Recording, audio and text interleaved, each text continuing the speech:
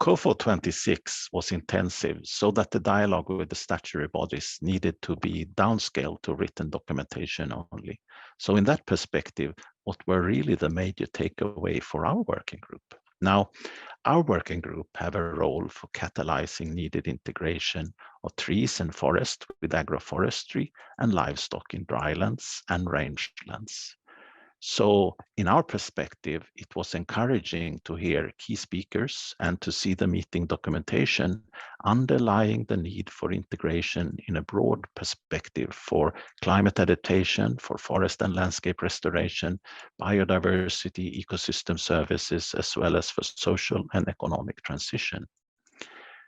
Coming then to what are our main priorities and achievements.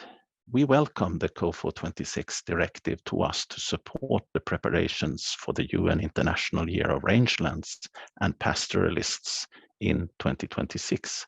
Indeed, this is already in our work plan for 2022 to 24, and the first step dialogue for this is already started. The current work plan addresses 4 main points. Firstly, the transformation of dryland forests and agro-silvopastoral production systems.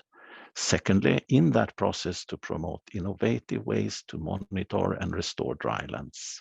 And thirdly, as well, to boost the knowledge documentation and sharing around this.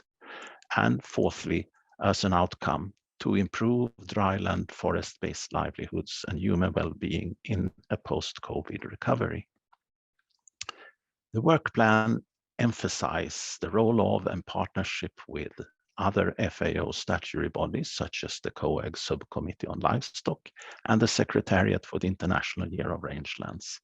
This is also in line with the UN Decade of Ecosystem Restoration, co-initiated by FAO. We are working hard to raise our presence and have seen an increase in participants. On that note, we also strive for gender and regional representation in our activities. Compared to our first session, in the second session of the work group hosted by Tanzania, country representation increased by 70%. Additionally, on progress and how we continue with our partner spirit and support, we have published 2 reports. We have contributed to various restoration initiative programs and projects. And we strongly recognize the role of women in fighting the effects of droughts and climate change. Examples of such engagement include, for example, the FAO South-South platform on We Can.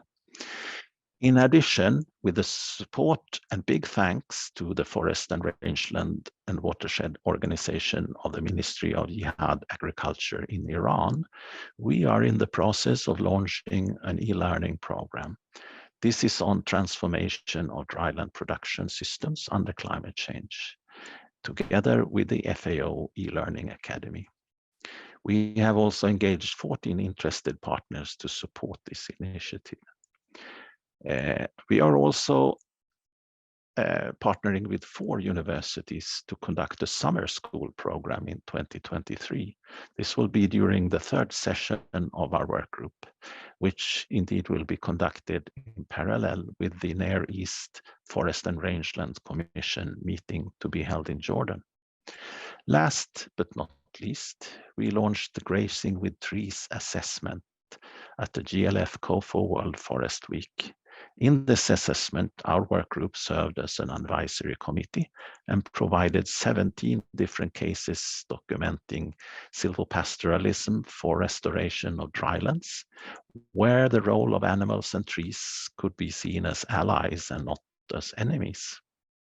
Just now, we are also teaming up with GLF at the Climate COP in early November for a hybrid panel on drought management, upscaling the silvopastoral approach in the Near East and North Africa region.